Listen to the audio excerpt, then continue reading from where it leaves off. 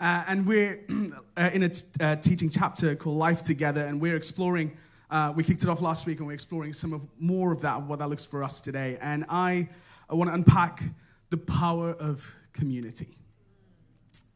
The power of what it takes for us to step into all that God has. But before I go into this, I wanted to set the scene a little bit. You probably heard everywhere you go now that God is doing something with Gen Z. Anyone else hearing anything about that?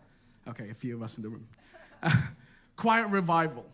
Headlines, articles and headlines of God at work. Anyone see the BBC headline about the baptisms in Bournemouth? Anyone see the headlines from the Times of full fat faith, how Gen Z is coming to it? You can't miss this. It's everywhere. Now, as someone who is part of a student mission organization who's getting, by God's grace, it feels like I'm getting a front row seat to what God is doing with this generation. What you see as numbers of stats on a headline, I see as names and students who are walking into church buildings. And can I tell you, if there's any sense of, is this really happening? I kind of just want to tell you today, it is. It's happening all over this nation. And it's an exciting time, and all this stuff that's happening with students. I want to encourage you. I love what Beth said. It's going to require all of us to be at the heart of what God's doing with students. And I don't know about you, already as a millennial leader, sometimes you can go, well, God is doing something with Gen Z. Come on, Gen Z. It's this next, the army of young that's rising. Come on. And forget that we have a part to play in the fulfillment of that. And sometimes when we talk about what it means to be at the heart of a mandate as a faith family in this city, and I love this, that we are, and Pastor Joe says this all the time, and Pastor says, we are passionate about our little slice in God's peace in this city. We believe God is doing incredible things through His church across this city. But we are so incredibly passionate about our thin little slice in that. And one of the mandates for our faith family is that we're believing for an army of the young. That God's hand is upon a generation. And this morning, I guess I'm going to unpack a little bit of what it requires for us to see the fullness of that. And I guess today to invite you to say, every single one of you have a part to play in seeing the fullness of that outworked. So if God is doing something, we have a part to play. But here's some sobering news that makes us sit up and pay attention. There are 120,000 students in the city of Manchester. And historically, survey says just over 1% of them are actively connected and plugged into a local church.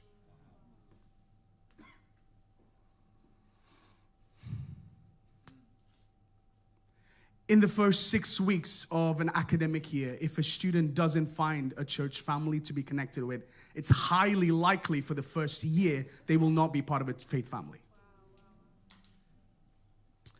Some reports from LICC, London Institution of Contemporary Christianity, say this: 73% of 18 to 35s who are brought up in a Christian faith during that age group of their life, it's likely that 73% of them, when they get to the age 35, will no longer be a Christian. Can I tell you why? Because they find it hard to connect the dot between what happens on a Sunday to their lives. Meaning, there's a lack of discipleship. Meaning, they often get isolated in their Christian faith. Now, we live in a world in which isolation and being a lone ranger is often celebrated. And that's who you are. If you're to be for men, this is kind of toxic masculinity trait, is that if you're a man, do it alone and build your own path. And it's the same for if you're a woman in this space. And in a world that gives you and prescribes you a narrative of isolation, kingdom community and a faith family and the gospel message of Jesus invites you into a family. We're going to explore through the life of David this morning 3 characters that were essential in David's life that shaped the man that he was. So this morning, we're going to look at 3 characters you and me need if it means that we're going to live life together and live it to the fullness of what God has for us. We're going to look at what these 3 characters did, how they shape David's life, and the impact it has on him. There is an old African proverb that some of you might have heard of, and the African proverb says this: If you want to go fast, go alone. If you want to go far, go together. If you want to go fast, go alone. But if you want to go far, go together. And the reality is true in our Christian walk that we are not running a sprint to see who finishes first. This is a slow-paced race, fixing our eyes on the one that will have for us the crown. And we want to run this race set before us with endurance. And the only way we can do it is our eyes fixed on him and the reality of a community of people that we're anchored with. So, 3 characters in the life of David that was pivotal in shaping who he was. The first one is the Samuels. Now, this is for those of you in the room who maybe sit back and go, I think my time is done. I think this is all about Gen Z. I've had my seasons. I'm in my 50s and 60s and maybe 70s in this room. And, we're just cheering them on. Hey, can I tell you? The Samuels are essential in the life of David in order for David to step into all that he is. The Samuels are the voice of God in David's life. The Samuels are the ones who call out of you who you don't yet realize you can be. 1 Samuel 16, verse 13.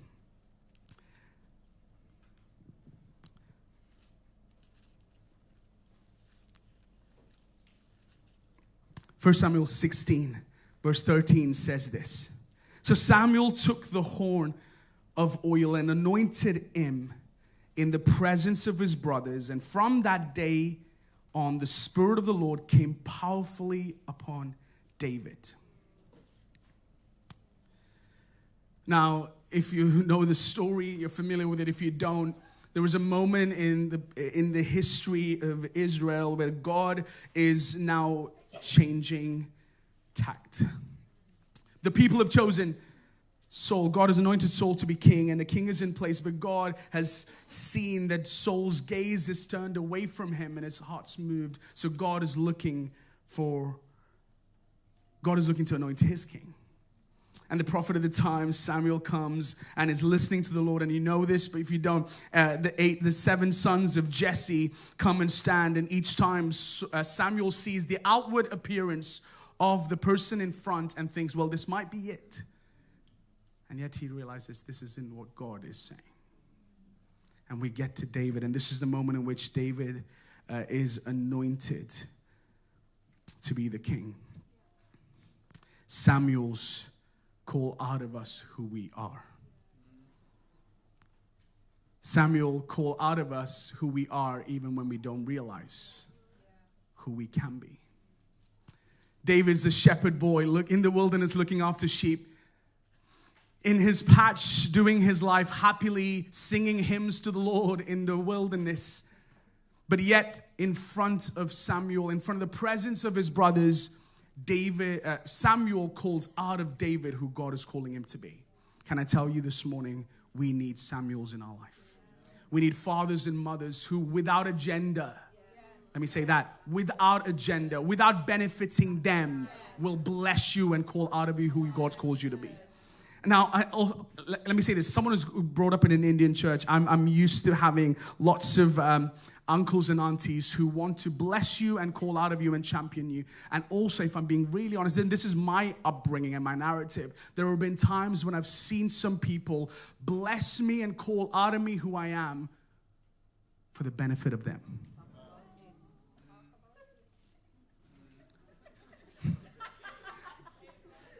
But the reality is this: the Samuels of our life, the mothers and fathers in our life, are the true Samuels of our life, are the ones who will bless us with no agenda. The ones who will call out of us who we are and bless who God is calling us to be and cheer us on, even if we don't yet see that could be the reality in our lives. Samuels instill identity in God's calling. Understanding our worth in being sons and daughters defined by God, not by status or human recognition. Actually, Samuels are a helpful wall of reference for us, that our identity isn't in in our label or ministry title. It's actually in our sonship. Samuels are the ones who've paved the way. They've walked the lonely road. They know what it means to be in the mountains and the valleys. They become your point of reference. If you're here this morning, and the reason I want to say this to you, we are the faith family of God, the church of God. The gift it is in this time to the world we live in is that it is every generation.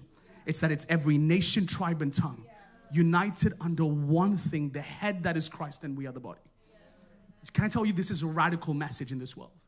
When there are so many reasons for us to be fractured and divided, the body, united body of Christ, that look around the room for a moment, just if you scan, every nation, tribe, and tongue, every generation sitting together, declares that there is a power in the presence of being a people of God. This is the power of community. This is why we want to do life together. Samuels are also the ones who will teach us patience. They will anoint us in public and then remind us to go back and look after our sheep. They will anoint us and say that God's presence is on you, will also be the point of reference to say your time isn't yet. In a world in which accelerated growth is often the downfall of a young person in their life, the Samuels are a helpful pace setters. They help walk alongside us and go, hey, you're walking a little fast at the moment. And sometimes they'll be the ones that give us a bit of a kick up the backside. Say, get moving. We need Samuels, mothers and fathers who will call out of us who we are, older, wiser. Not because they know it all, because in their own journey, they've found something of God that becomes a gift to those who come after them. In my life, I can think of two leaders. Pastor Ranjit in Sheffield and Pastor James in London. As a 21-year-old who had, in the prime of his youth, had an encounter with Jesus, had a zeal and a passion that could, honestly, if I look back and go, change the world. These were fathers who championed without any expectation. They cheered me on, called out, affirmed, and blessed what God was doing in me. Created space for growth without agenda. Now, when I look back, in my 20s, if you talk to me then, I'm like, come on, we're going to see. We're going to change the world. I don't know if that has changed. Yeah, true. I don't know if I've changed the world, but I've changed a lot. And I'm grateful for Samuels in my life who've held my hand, who've let me go and cheered. So in this morning, first, we need Samuels. Beautiful. You're listening. Number two, the second character we need in our life in order for us to step into the fullness of who God, for us to do life together well, it's Nathans. Now, Nathans are the truth tellers. They're our accountability partners. They're the people, all of us can think of some people like this in our life. They're the people in our life that will fearlessly confront us, will challenge us, will speak. They won't flatter your ego. They are more concerned about your character than your personality. They're more concerned about who you are as a person rather than your passion. 2 Samuel 12. In David's life, there is a moment in which and I love this, the way this starts, especially in 2 Samuel 11. I don't have time to read all of this, but 2 Samuel 11 starts with the phrase, in the spring, at the time when kings go out to war. Now, I didn't give this to the team. I wasn't planning on reading this out, so it's not going to be on the screen. But it says, in the spring, at the time when kings go out to war, David sent Joab with the king's men and the whole Israel army. They destroyed the Ammonites and besieged Rabbah. But David remained in Jerusalem. Now, this is the story of David's sin. his fall. The years when kings go out to war, the years when kings fulfill what they are meant to do, David isn't where he's supposed to be. Instead of being at the front of the battle, he is on top of a roof. Instead of standing at the front line of God's call on his life, he is not where he's supposed to be. Hey, can I tell you?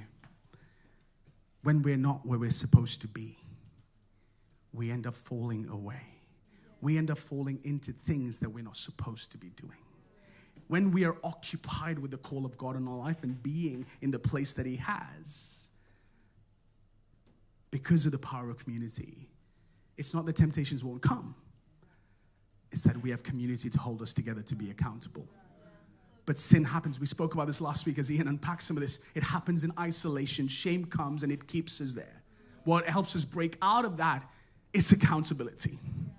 Now, in David's life, in this moment of his sin, his fall with Bathsheba, and we know the story that happens. He then sleeps with her and then kills her husband. The story goes on. You look at that and go, wait, this is a man that we celebrate? Right. There's hope for us that God doesn't dismiss us because of our fall. He invites us.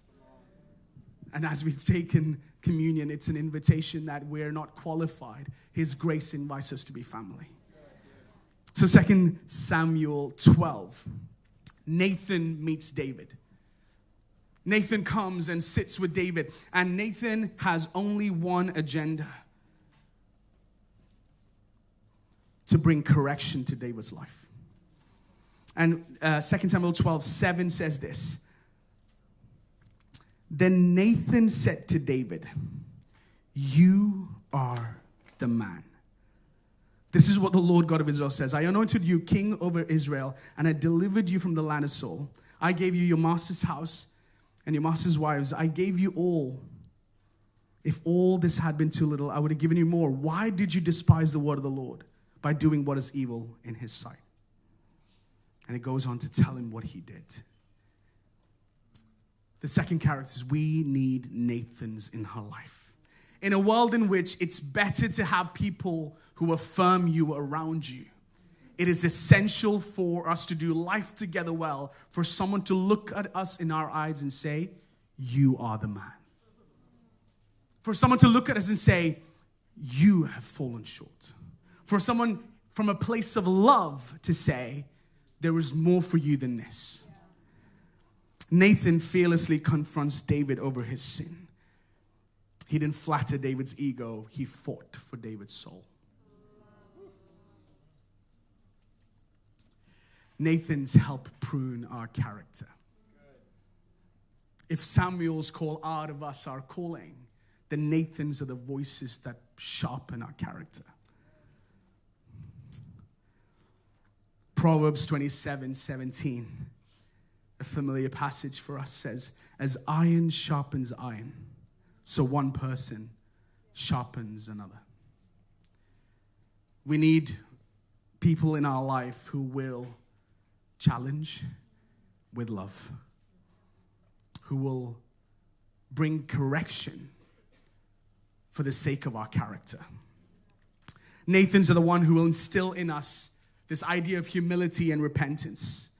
If it's not for Nathans, we often become the heroes in our own story and think we're the ones who are made to see it all and do it all. Nathans help remind us of the bigger picture we're part of. Nathans help us remind us that integrity is more important. I'm grateful for some Nathans in my life. Again, 20-year-old Aaron, passionate with all the zeal for the entire world. If I'm being honest, I was a man who said all the right things but hardly did them. As a 20-something-year-old, I could stand in front of you and preach it all. But if you sat with me, my life didn't reflect it. I'm grateful for Nathans like Alan Taylor. Alan was a leader in London, in Manchester. He's moved away to Scotland now. He used to work for Fusion, and I remember in one line management sitting with Alan, and he asked me a question. Honestly, I cried in that. And it's a question that's marked my life and has changed the way I live. He simply asked me the question, Aaron, how important are your words to you? How important is it when you say you're going to do something that you do it? I'm grateful for voices in my life like Eben, who still to this day, in love, will challenge. In love will say, hey, be aware of that blind spot. We need Nathans in our life who will be truth tellers, not for the sake of them, but for the sake of our character. Because they don't want to flatter our ego or personality. They care about eternity. They care about what it means to have each other's back. The final character. So, number one, we need. Number two, we need. And number three, the third character, third person we need in our life, in order for us to see the fullness of who God has for us to be, for us to do life together, is Jonathans. Jonathans are covenanted friends. They're peers that have your back with no agenda. They will cheer you in your corner, even if it has no value to them. They will love you as their own. Protect them, even if it's at personal cost. 1 Samuel 18, verse 1 gives us a picture into this covenanted friendship. 1 Samuel 18:1 says, after David had finished talking with Saul, Jonathan became one in spirit with David, and he loved him as himself. Jonathans embody sacrificial friendship. Jonathans put David's calling above their own. In a world in which people are fighting for platforms and my space and my voice and what I can do, and comparison is killing what it means for us to step into all that we have, the Jonathans go, actually, this is your time. The Jonathans will step back and let you step up. The Jonathans will stand in your corner without getting any praise and let you take it all. The Jonathans are covenanted friends who will sacrificially lay down their lives so that you can inherit all that God has. They instill in us covenant. And again, if I had time and to unpack all of this, I would give you a glimpse of the impact of Jonathan and David's friendship that outlived their own lives. Jonathan gives his life for the sake of David unto the end. But David honors a covenant that he made with Jonathan, or in the future with Mephibosheth, Jonathan's son. What happens is this covenanted friendship transfer across generations. They're not limited to this moment. Jonathans encourages. They strengthen us in trial. And I think in this hour, with many a narrative of discouragement and hope, I think the church needs to become more like Jonathans. People who bring encouragement. People who will stand in the corner. Jonathan, these covenanted friendships are a relationship free from rivalry and insecurity. This is not about who is better. It's not about who is getting the opportunity. It's not about who is getting this and that. It's about security and trust. I'm grateful for some Jonathans in my life. I'm grateful for Jay, who's here somewhere at the back. There he is. I'm grateful for Chris. I'm grateful for Richie. Some people who saw Aaron before Aaron was what you see today. Some of these guys who saw me when I was in school and university, when I didn't have my life together, when I'm not as put together as I am now, and loved you.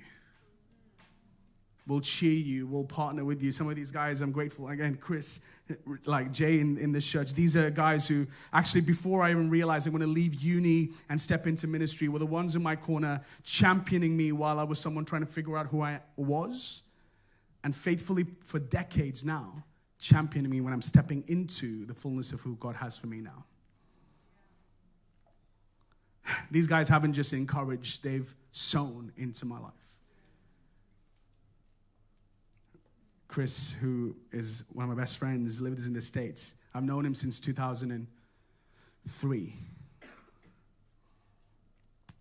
He's partnered with me financially for as long, before I even started working at Fusion. I work as a missionary, so people support me financially for the work that I do. He started supporting me financially for the ministry that I'm doing before I even started this job. And still to this day gives. Wow. Same as Jay. Wow. Same as others. Hey, they've not just encouraged, they've sown in. Wow. That's good. They've never once compared. They've never once gone, well, why is he getting this? They've actually faithfully championed.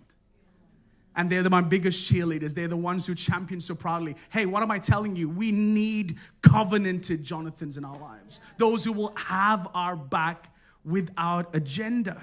If we're going to do life together. And I just felt this even in the pre-service prayer this morning. Why are we talking about life together? Why are we talking about the need of community? I think God is getting us ready for what he has for us.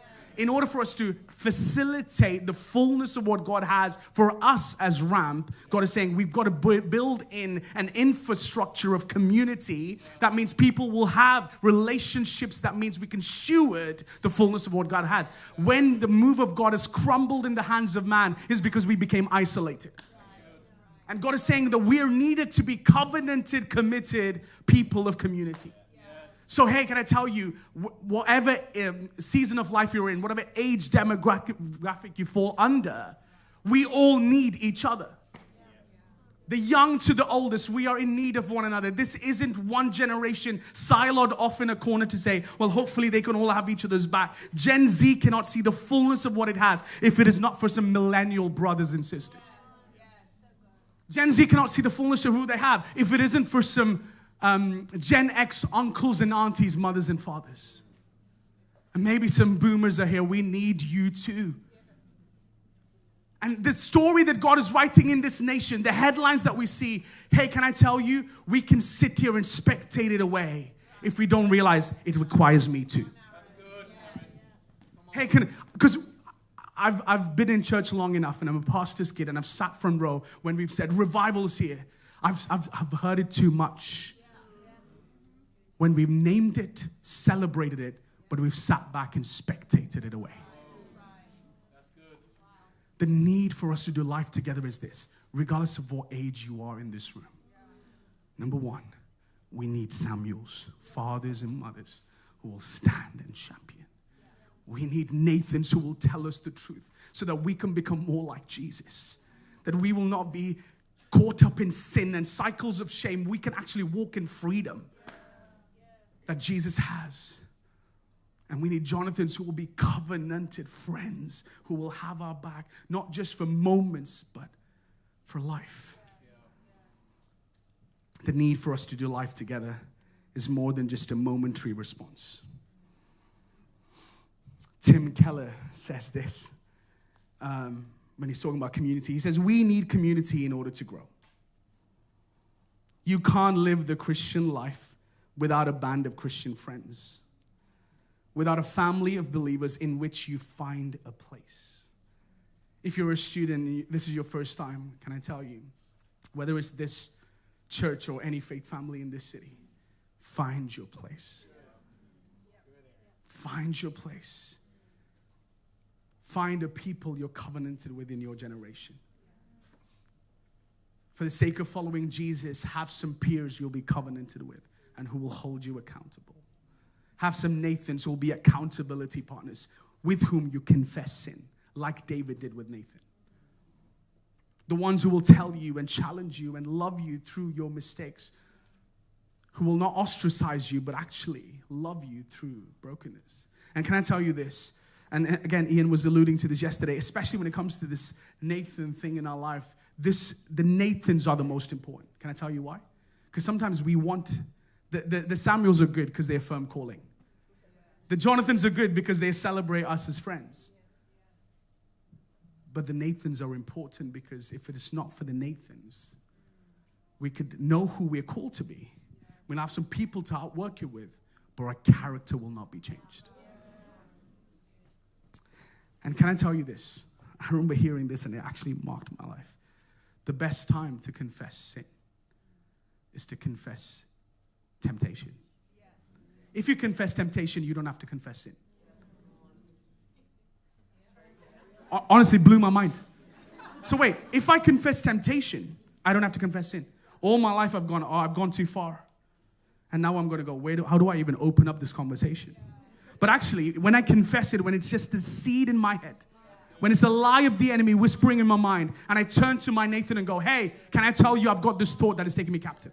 If I confess temptation, I don't have to confess it. We need Nathans in our life.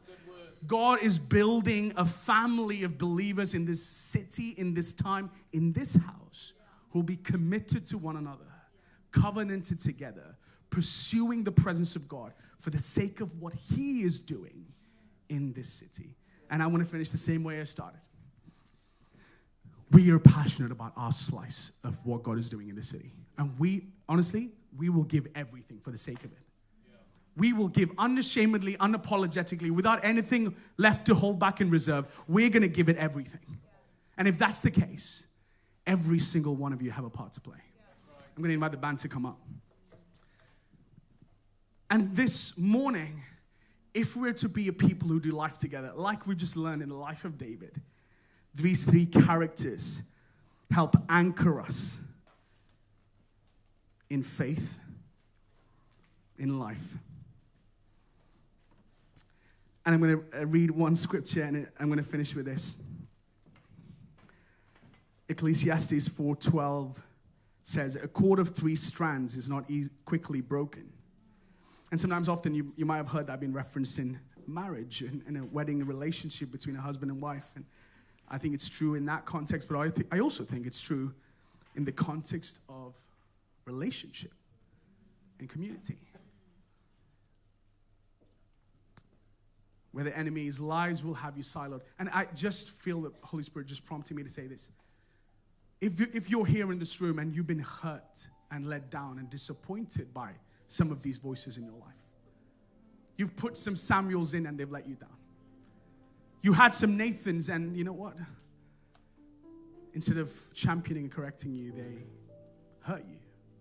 Maybe you've had trust broken because of them Jonathans who've walked away. Can I tell you this morning, God doesn't want us to remain isolated. God doesn't want us to be bitter when it comes to family and covenanted relationships. He doesn't want to leave us the same. This morning, if you're here and there's any pain to do with relationships within a church family, I want to tell you, in the presence of God, there is healing. He wants to meet us where we are. He wants to mend our broken heart. And in the context of a faith family, we can walk out what it means to be covenanted family.